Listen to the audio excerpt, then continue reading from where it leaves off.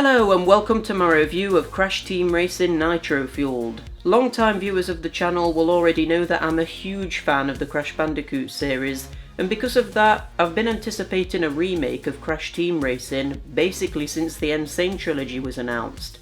I've already reviewed the original Crash Team Racing and the original Nitro Kart, so I'll leave links to those in the description below for if you want to check them out. For now though, the day's finally upon us where we can all get our hands on this game, but the question is, does it live up to my expectations? Seeing as I've already done a full review of the original Crash Team Racing, the way I'm going to approach this is by taking a look at the differences between Nitro-Fueled and the original, and saying what I prefer and what I don't like so much about what they've done with the remake. If you want more specific details about certain aspects of the adventure mode or other modes the game has to offer, maybe give my original video a watch, because most of that core content is unchanged in the remake, so my original video is still relevant. So the first major change here is that the graphics have received a substantial upgrade. Not just in terms of making the game widescreen and giving it way higher quality environments and character models though, but also by adding in loads of new details to every level that either give it more unique theming or make it feel more like a part of the Crash universe.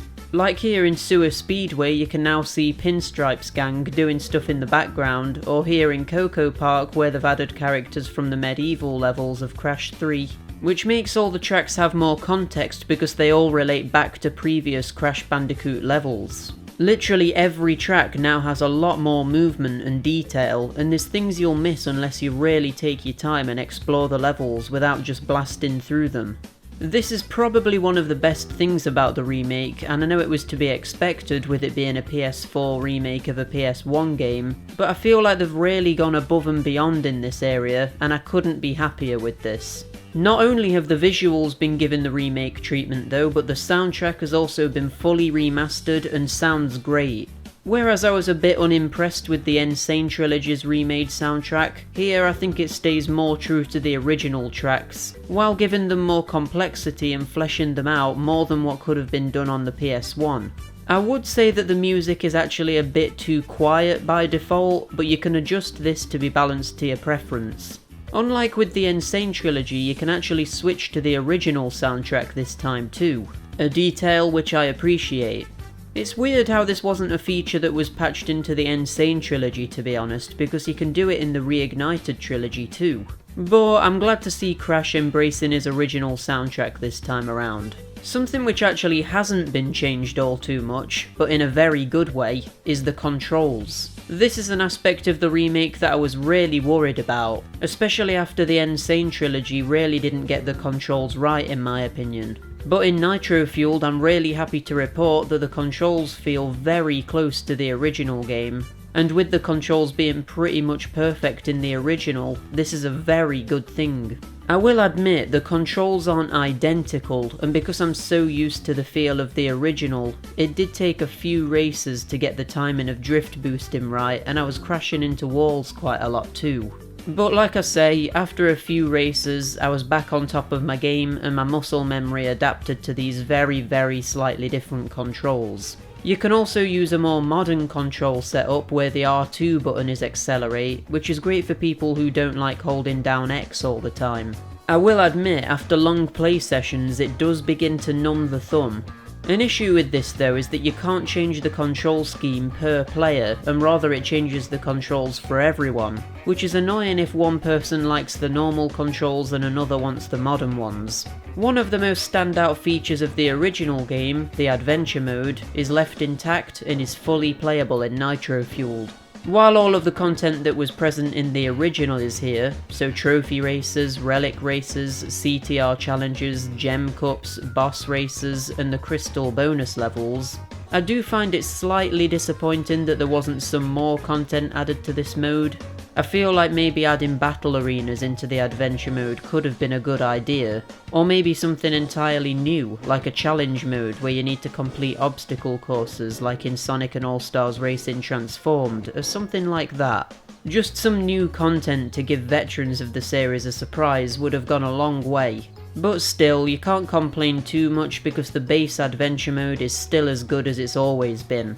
Not only does Nitro-Fueled include every track from the original game, but it also includes every single track from the second Crash racing game, Crash Nitro Kart, which I only recently properly played for a review.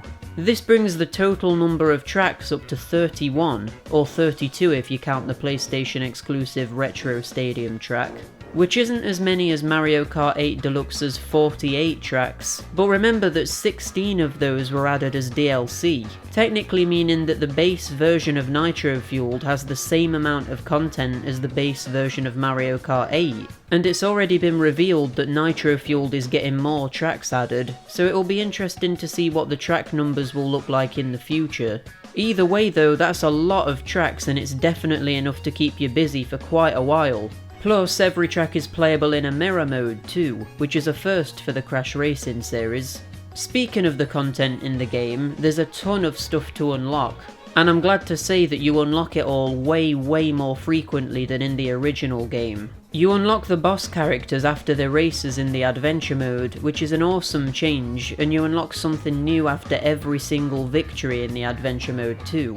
Whether it be a new character, new kart, new stickers, new wheels, or new character skins. I'm really glad this game has a lot of customization options and more characters than the original, because one of my biggest complaints with the original was that you unlocked nothing for the entire game until the very end where you unlocked everything in one big bulk, which kinda made the game feel like it just abruptly ended rather than feeling rewarded throughout it all.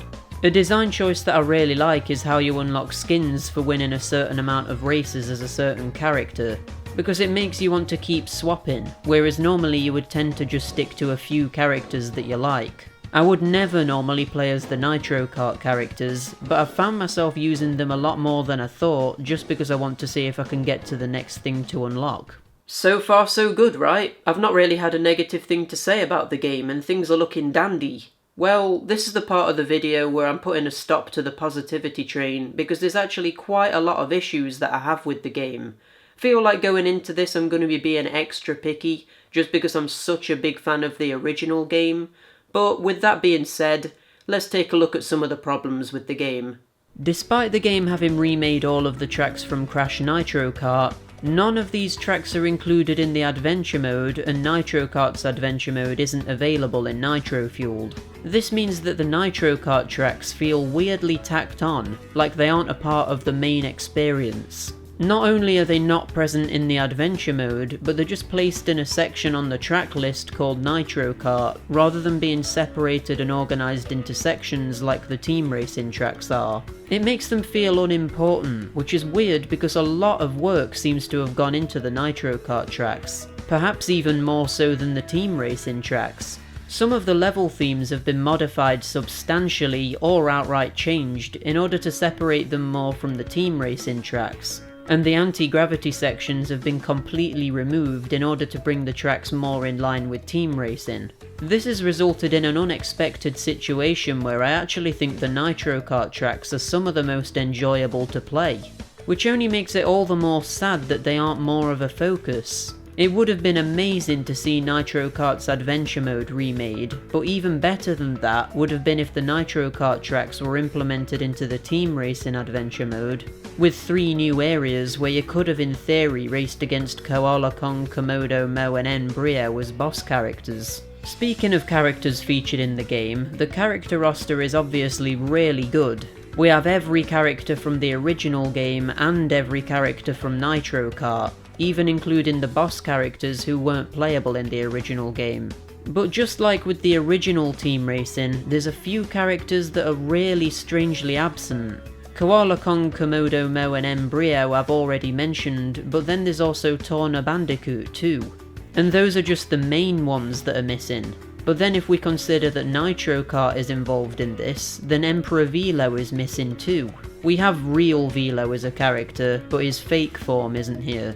Then if you really wanted to go crazy with this, you could argue that Nina Cortex, Pasadena Opossum, Cortex's henchman, Ebenezer Von Clutch, Willy Wumpercheeks, and Chicken Stew are all missing too, seeing as we're now accepting that characters outside of the original trilogy are canon according to Nitro-Fueled.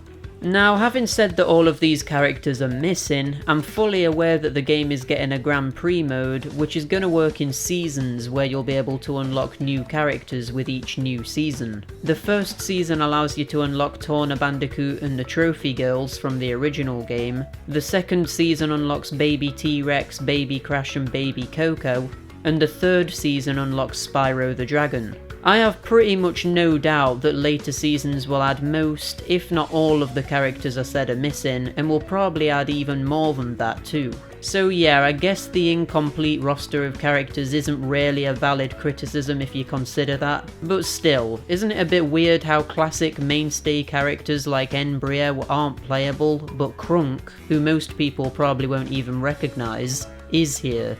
I feel like they should have prioritised the classic characters and added the Nitro Kart ones after, not the other way around. But still, the fact the game is getting constant updates with new unlockables and a new Grand Prix mode is amazing, and I can't wait to try it out. One of the biggest things that was added into Nitro-Fueled that wasn't in the original is the online mode, and this is one of the biggest draws towards the game for me. Think about the amount of replayability that's added just because of this mode.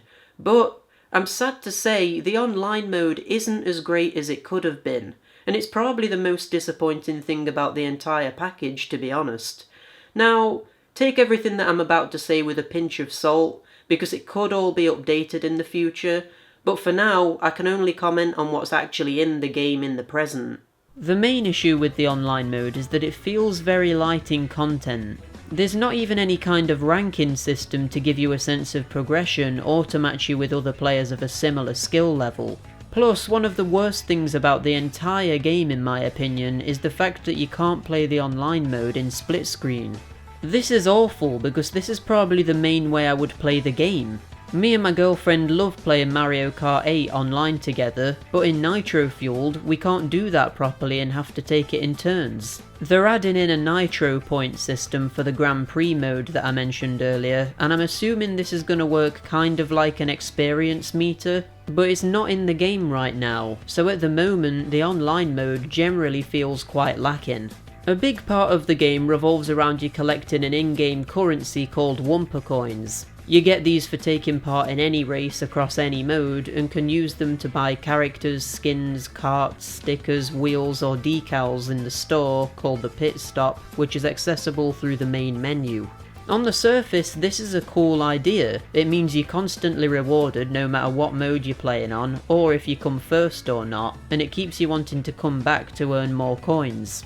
The thing is with this, in the online mode you're seemingly given random amounts of coins. Like sometimes I've won a race and received substantially less coins than when I lost a race. And this isn't like a freak occurrence or anything, this happens constantly. After doing some research, it seems the amount of coins you receive is tied to the track you're racing on, but this doesn't make sense a lot of the time because the difficulty of a lot of the tracks is very subjective. I feel like you should probably just earn a set amount of coins for coming in certain positions and just make it simple. I shouldn't have to do research outside of the game to learn how a fundamental mechanic like this works. The amount of coins you're given in the local modes is also quite pathetic. Some things in the pit stop cost thousands of coins, and when you're playing the offline modes, you're getting around 20 to 80 coins per race. The online mode gives you way more coins than this, but only for a limited time.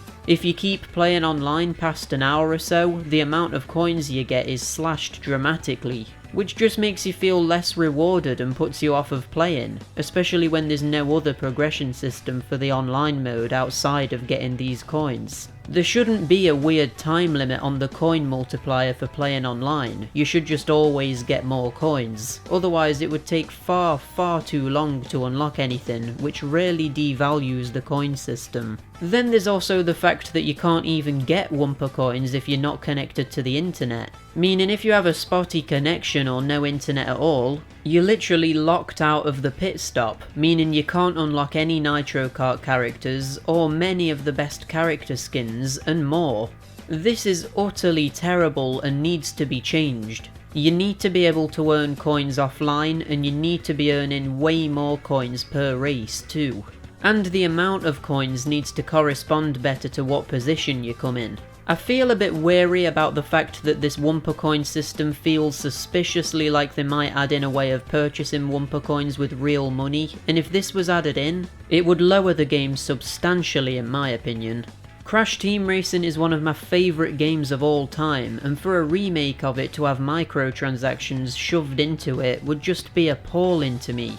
So I hope that I'm just being cynical and that this won't happen, but then again, this is Activision we're talking about. Another weird problem with this game is that they've kind of ruined Ukaruka's voice, and this is particularly strange because they got it spot on with the Insane trilogy. I mean, take a look at this comparison between the two games. Great Uka Uka! It was that infernal bandicoot! From deep inside my devil prison, I sent you simple instructions to follow, but you lost the gems. You lost the crystals, and I have lost my patience! Congratulations! You have just earned your first customization item. You can change and customize your character and kart in the pause menu. He just sounds a bit goofy in Nitro-Fueled, whereas in the Insane trilogy, he was threatening. I mean, he's the bad guy in charge of the main bad guy. He should be really menacing. But in Nitro-Fueled, he just sounds like an idiot. Congratulations! You win a trophy! I have a real issue with the difficulty of this game too. Basically the hard mode is way too difficult, and I would never ever normally complain about something like this, purely because of the fact that I love a challenge. But the thing here is, it feels to me like the CPU opponents on hard mode are literally given an unfair advantage and cheat by using rubber banding, which is where a computer player is given a speed boost if you get ahead of them, and by having way better base stats than they should have. In the few races I've won on this difficulty, it feels like I won just because of the weapons I had, rather than me winning because of skill, and that's just not satisfying. The thing that makes this worse though is that I can win against medium difficulty CPUs ridiculously easily, no sweat at all, but hard mode is way too difficult, so for me there's no middle ground where I'm challenged, but fairly, and that's very disappointing. I feel like there should be a mode between medium and hard, or that hard mode should just become super hard or something like that, because as it stands, hard mode just isn't fun. The loading times are really bad too. It sometimes takes approximately 30 seconds to enter a race, and considering you spend a lot of time going in and out of races, that's a whole lot of loading. This absolutely needs to be patched, and I remember the Insane trilogy having this exact same problem, and that got updated, so hopefully it's possible here too. Despite the graphics generally being awesome, I have one fairly major problem with them, and that's that the characters' fur effects look very off. It looks less like fur moving, and more like the fur is made of static. It just doesn't look right, and I was actually thinking it was a problem with my TV settings for a while. It's that bad. I feel like the local multiplayer is a bit bare bones too, kinda like how the online is. Things that you would consider obvious options just aren't present here. Like for example, you don't have the ability to create your own cups to choose what tracks you want to play in a row. This would have been a particularly good function too, because of how in Nitro Kart it only had 3 races per cup, and there were 4 cups. But in Nitro-Fueled they've made it so that the Nitro Kart cups have 4 races per cup and only 3 cups, to bring it more in line with team racing. The thing is with this though, is that means that one track isn't a part of a cup. And this particular track is Clockwork Wumpa, one of my favourite tracks from Nitro Kart. Not only that, but Oxide Station and Turbo Track are also not in any cup as well. Then there's the PlayStation exclusive Retro Stadium track that isn't in a cup either, but that one's understandable with it only being on PlayStation. I don't know, I just find it a bit weird that 3 tracks, 4 if you count Retro Stadium, aren't available in any cup. So if you're primarily playing the cups, you're missing out on a good chunk of content and might not even realise it. But if you could just make your own cups, you could just put them in your own custom cup and it wouldn't really be a problem. Another vital thing missing from the local modes is the ability to just choose to play a set number of random tracks. This is really annoying for me personally because this is probably how I would play the game a lot of the time. You should be able to select an amount of races you want to do, then either pick the tracks manually or just select random and then jump straight into the races. It's just the little things like this that are missing from the game that make it feel like it's not yet complete. And don't get me wrong, all of these things could be added in an update, which would be great, but still, why aren't they here now? Also, the arcade mode of the game in the original used to unlock the battle arenas, but now it doesn't unlock anything. So in some ways the local play mode of the game feels more watered down than the original game. Another obvious thing missing from Nitro-Fueled is leaderboards. This seems like a really big oversight, and it's so weird because it's surely obvious that people would want to compare the time trial and relic race times with friends and with other random players too. I mean, even the Insane trilogy had this function, and that's not even a racing game.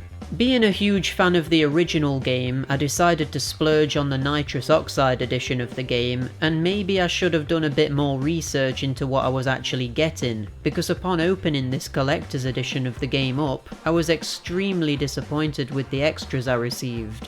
Bear in mind too that the normal version of the game is £35 and the special edition is £55. So for the extra £20, you basically just get 4 character skins and some paint, stickers and a decal, and that's it. For £20, that's all you get. Sure, you get early access to certain characters and a cart too, but you unlock those in the game anyway, so that doesn't really count. I actually think this is quite a bit of a scam, and it's my own fault for not reading into it more, but still. This special edition should have at least come with a manual, or a steelbook, or a figure, or some themes and profile pictures, or just something for the extra money. This is probably the worst collector's edition of a game that I've ever seen. A couple of other really minor nitpicks of mine is that I don't like how you can see characters before you actually unlock them, because it ruins the sense of mystery about who you can unlock. I feel like maybe the adventure mode should have been 2-player. The battle mode is still really basic, and while they added in CPU opponents for the remake, which is great, there's still no reason to actually play it. And my final nitpick is that you can't save your kart setups so that you can easily switch between your favourites. So yeah, there's a lot of issues with the game, but for the most part, these are only small problems and they could be ironed out with updates and patches. I wouldn't be surprised if we did see a lot of these fixes as well, because the game is getting the seasonal content, so I imagine they'll be rolling out the updates along with that. It does need a lot of the fixes too, because yeah, these are only small problems, but the small problems add up. The only really big issues for me are the bare bones online mode, which is desperately in need of a ranking system and split screen play, the Wumpa coin system needing to be updated to give you bigger payouts and correlate better to what position you're in, the hard mode of the game needs toning down quite a bit, and the loading times need to be drastically shortened. What's kind of irritating about this though is that none of these issues existed in the original game, which actually makes it difficult to say what the definitive version of the game is right now. Nitro-Fueled has more content, which in theory should instantly make it the superior version, but the additional content like the online mode is very flawed, which means that despite having more content, it has way more issues than the original game too. Plus, the remake has created issues in existing modes that weren't in the original, like the long load times, the Wumpa coin payouts being low, arcade mode not unlocking anything, and things like that. At the same time though, Nitro-Fueled added in more characters, kart and character customization, having modern graphics, and other features like this, makes Nitro-Fueled the better experience. It's frustrating because I wanted Nitro-Fueled to be the definitive version of the game in every single way, and at the moment there's a few key areas in which the original is still a better game, which ultimately means that I can't definitively say the remake is better. I'm giving Crash Team Racing Nitro-Fueled a 7 out of 10, and it almost pains me to give it that score because I want to give it a higher rating. But because of all of the issues I've gone through in this review, I just can't bring myself to do it. It wouldn't be right. What I will say though is that this game is very early in its lifespan and most of these problems could be gotten rid of. So one day I might do a follow-up review of the game further down the line, and by that point it might have earned a higher rating. Don't get me wrong, I absolutely love this game and I'll be playing it constantly even after this review goes out. It's just extremely fun at its core, and in a lot of ways it's even better than the original. So maybe don't pay too much attention to the score that I gave it, because I feel like when reviewers give things a score, they're trying to look at it in a more critical way and in an unbiased way. So the score isn't necessarily a true reflection of how that person actually feels about the game. If I was giving this game a more personalised score, I'd probably give it an 8 or a 9 out of 10, just based on the enjoyment I got out of it. But if I was to do that, I feel like that would be kind of ignoring a lot of the flaws, and I don't want to do that for a review. So, if you like kart races or you're a fan of the original game, you're almost guaranteed to love this, so give it a go if you haven't already. But for now, I'll shut up, and I'll see you on the racetrack. Bye!